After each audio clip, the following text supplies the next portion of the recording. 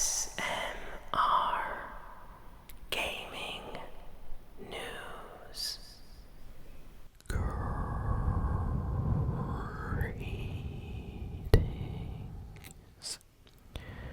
everyone, and welcome to ASMR Gaming News. Please hit that like button, sit back, relax, and let's begin. So, let's start with the Fortnite news for the week. So, Fortnite just got a brand new update this week for the highly anticipated Fortnite OG Season 2 map. So, basically, Fortnite has officially given us the Season 2 map in Fortnite again, and it is fantastic. Locations like tilted towers and shifty shafts and haunted hills are all back in the game, and it is so awesome to, have the ability to land at these iconic OG Fortnite locations. And there is a new battle pass, and it's just a much better map than Season 1. I have to say that when I first played Fortnite Season 1, it was alright. Like, I did enjoy the locations, but I really did feel like, oh, there should be more on this map. And luckily, Fortnite, after that, they did update the game. And Season 2, Season 3, Season 4 were just absolutely incredible with all the new locations and things they did with the game. So, can't wait to see what they do next. But yeah, so far, Season 2 is really good, so I recommend playing it if you've never experienced Fortnite Season 2. It is absolutely worth it. Bad news for Multiversus. So it has been officially announced by Warner Brothers that Multiversus is going to be ending. The next Season 5 release, is going to be the final season of the game. Multiversus Season 5 is starting on February 4th, and it's gonna officially end on May 30th. And after May 30th, they said that Multiversus is going to end service, so the game is gonna go down.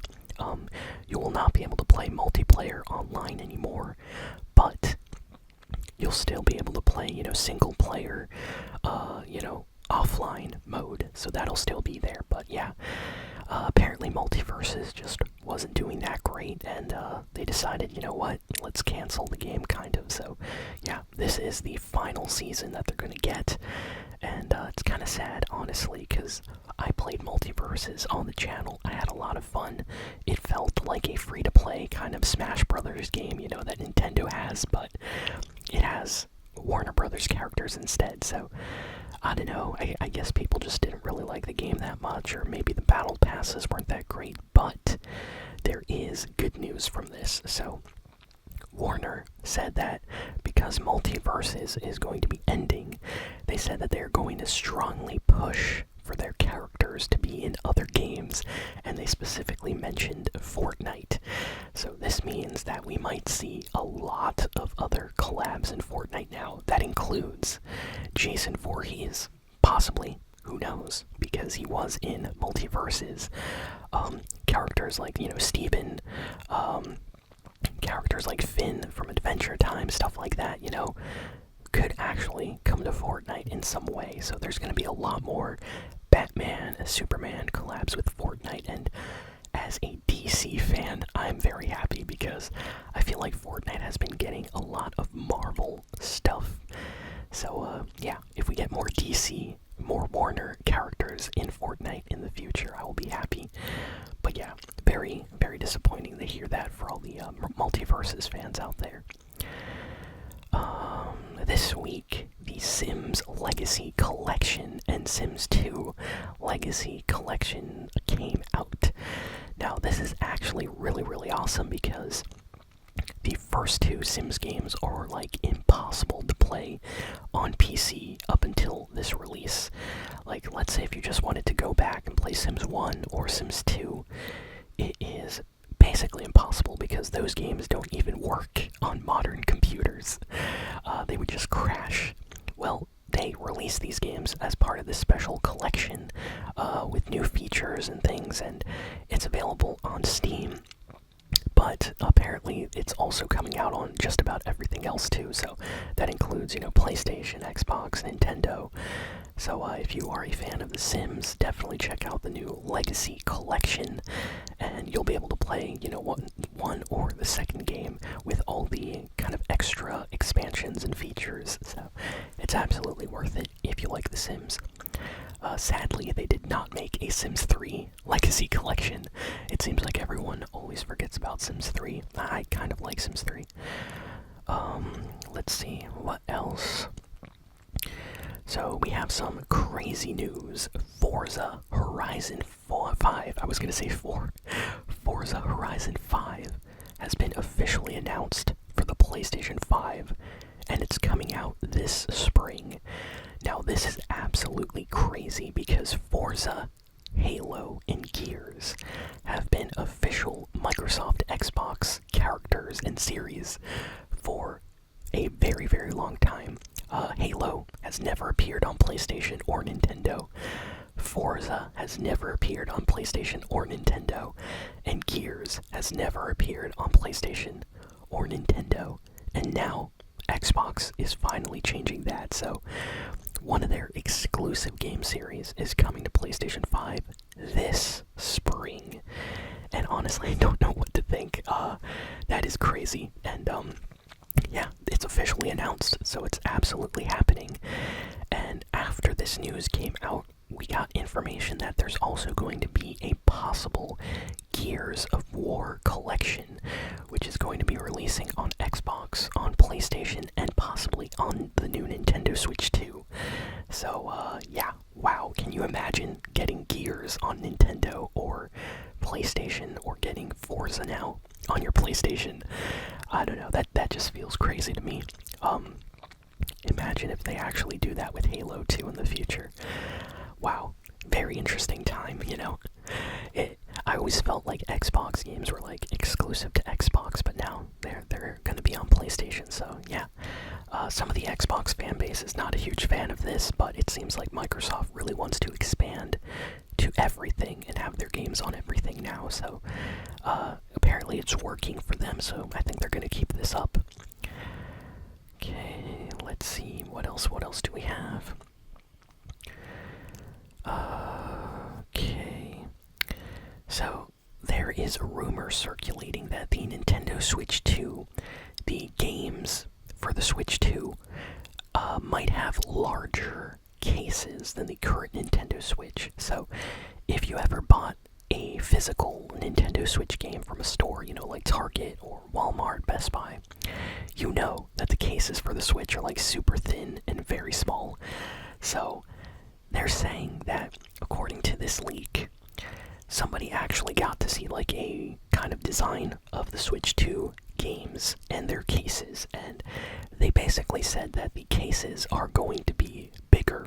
So we don't know if this means they're going to be taller game cases or a little bit wider, but yeah, it looks like the Switch 2 might have possibly larger, maybe game cartridges, possibly, or something, because it wouldn't make sense for them to make a larger case unless maybe the game cartridge was larger in some way. So yeah, that is definitely happening, but it hasn't been officially confirmed yet, since Nintendo has not, actually shown what the game case looks like. But according to this leak, somebody got insider information and saw that the cases do look different. So yeah, just keep that in mind.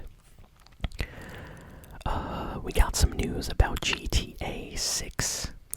So a former Rockstar animator, so someone that worked on previous Rockstar games, like GTA 5, GTA 4, does not work there anymore. But this animator came out and said something really interesting about GTA 6. So, according to this person that worked at Rockstar, GTA 6 will probably not run at 60 FPS on PlayStation 5 or Xbox. And the animator basically said that GTA 6 is going to be so ambitious of a game with a huge open world and tons tons of NPCs and cars and buildings and things like that, that 60 FPS is just unrealistic, and they basically said that it's not likely.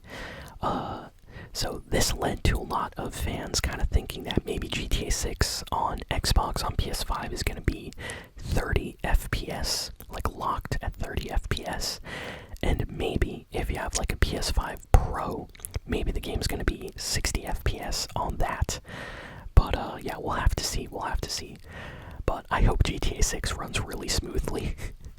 I remember playing oh man, I played GTA 5 on like an Xbox 360 one time. Oh my goodness, it was so slow. I never want to play the Xbox 360 version of GTA 5 again. It was too laggy. But yeah, after, I played the PS4 and PC version, and those versions are great. Now, let's see what we have. I'm just trying to go through all the important game news.